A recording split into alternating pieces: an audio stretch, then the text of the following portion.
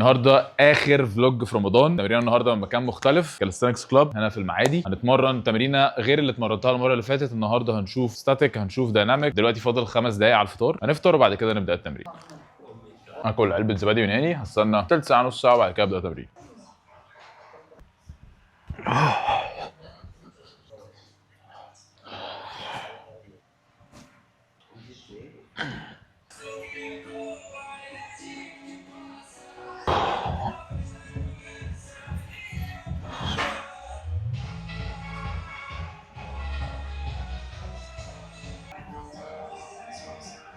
خش اول حاجه في التمرين.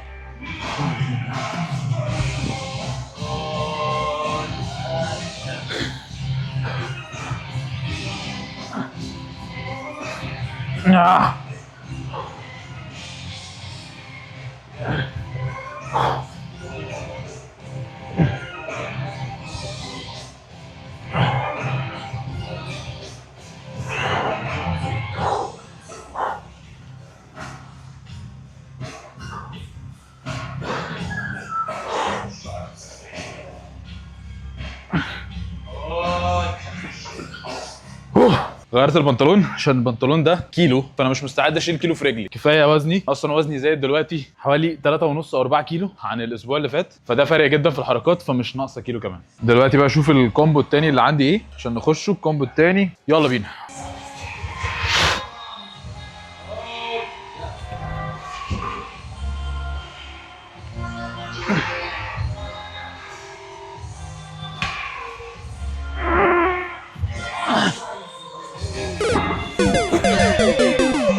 حصل خير.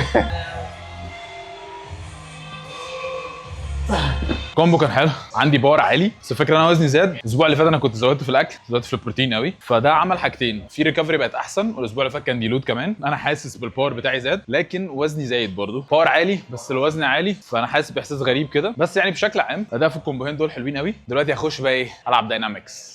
عندي كومبو دايناميك، خش اجرب دايناميك نشوف الموضوع بيقول ايه. انا بقالي مش عارف كام شهر، 6 شهور مثلا او 8 شهور ما لعبتش داينامكس. جربت من اسبوعين مره بس مش في تمرينتي، يعني هي كانت حاجه كده اكسترا. فالنهارده اول يوم هدخل دايناميك في تمريني. طبعا لازم اخلي بالي عشان هو بيحمل جدا على الحته اللي فيها الاصابه اللي هي بتاعه البلانش. كمان انا دخلت حاجات تانية في التمرين هقولها لكم في الفلوج الجاي. فاللود تقل وانا تقلت، محتاج اخلي بالي عشان ما يحصلش اي حاجه تعطلني. سخن دلوقتي شويه سوينجات، شوف بقى الحتت اللي شد عندي التريز ميجر لو فاكرين من اخر ستوري او من اخر فيديو، ووزني برضو عامل ازاي على البار. خد السنس بتاعه كده.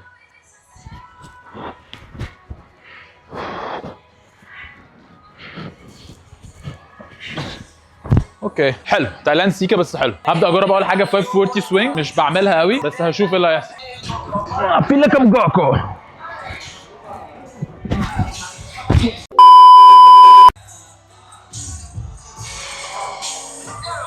مش يوم. انا اول مره في حياتي اقع الوقعه دي بجد. انا مش فاهم ايه اللي حصل، بس يعني عموما هو عشان وزني فانا هسكيب ال 540. اخش بقى على الكومبو بتاعي، يا رب يجي.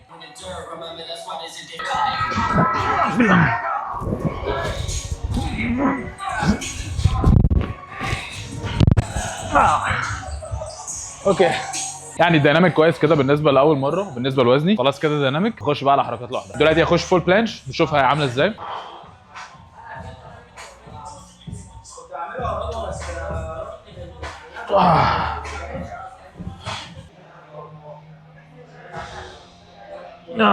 الحركه دي صعبه بشكل مش فاهمين.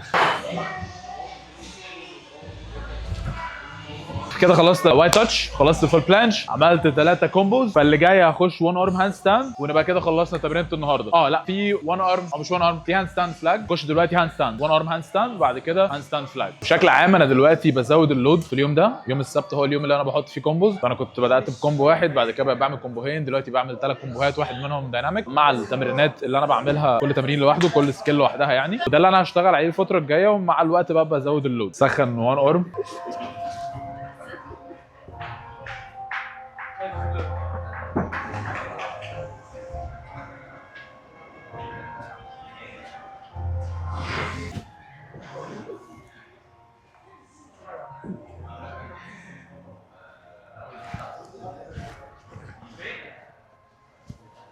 اللفه دي بقى بتيجي عشان اللاتس مشدوده، فانا دلوقتي هفكها شويه عشان جسمي ما يلفش.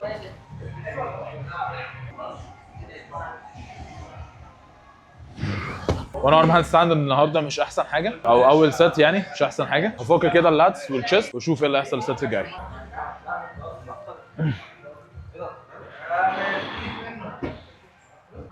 لاتس تايت قوي.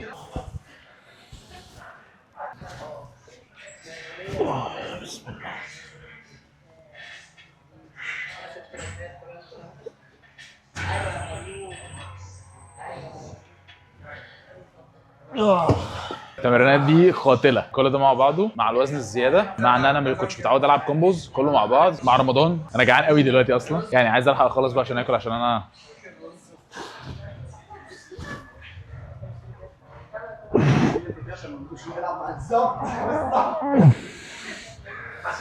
جرب بقى دلوقتي اعملها على المتوازي.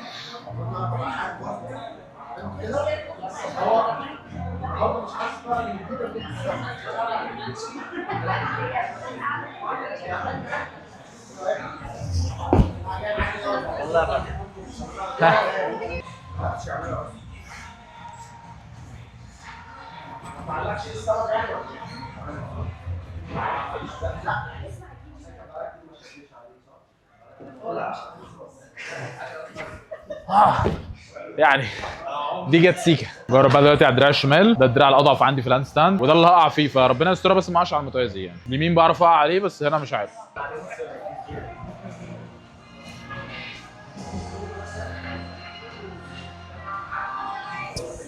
لا باور خلص، فمش هعمل وان ارم هاند ستاند على المتوازي، هكملها على الارض. خش بعد كده الفلاج بقى على الدراع الشمال.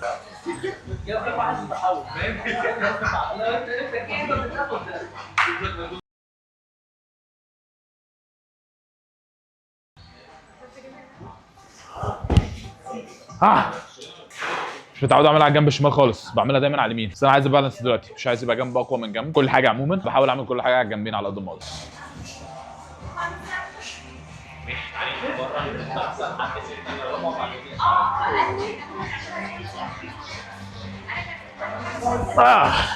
طيب انا كده خلصت تمرين النهارده كان عندي شغال على كومبوز، شغال على ستاتكس بول وبوش، وشغال على بالانس كمان، شغال على الهاند ستاند، وان ارم هاند ستاند والهاند ستاند فلاج. تمرين النهارده كانت كويسه، بس انا في الوقعتين اللي وقعتهم، الخبطه اللي اتخبطت فيها في المتوازي دي عشان هو مش ثابت، والوقعه بتاعه ال 540 شدوا جسمي قوي. يعني الوقعات دي فيها خبطات، فانا مش عارف دي مدى سوءها قد ايه، اعرف بقى لما اريح واصحى تاني يوم. عندي باور، ما خلص التمرين عندي باور، بس مش عايز اخش اي حاجه تاني عشان مش عايزه ياثر على تمرينات بقيه الاسبوع. اللود كده النهارده حلو قوي، انا بعلى تدريجيا. والتمرينه دي برضو عشان الناس اللي بتتفرج، انا تمريني مش تبقى ثابته، تمرينتي بتتغير على حسب مستوايا وعلى حسب اللي انا محتاجه وعلى حسب اللي انا شغال عليه. فيعني حبيت اوريكم النهارده تمرينه مختلفه عن اللي انا كنت بوريها لكم فلوجين اللي فاتوا تقريبا، او الثلاث فلوجات نفس التمرينه. دلوقتي تمرينه مختلفه، اتمنى تكونوا انبسطتوا وتتفرجوا عليا بقى وانا ببروجرس ان شاء الله. ان شاء الله ما يبقاش فيه اصابات. اشوفكم في الفيديو الجاي على خير يا اهل الخير. السلام عليكم.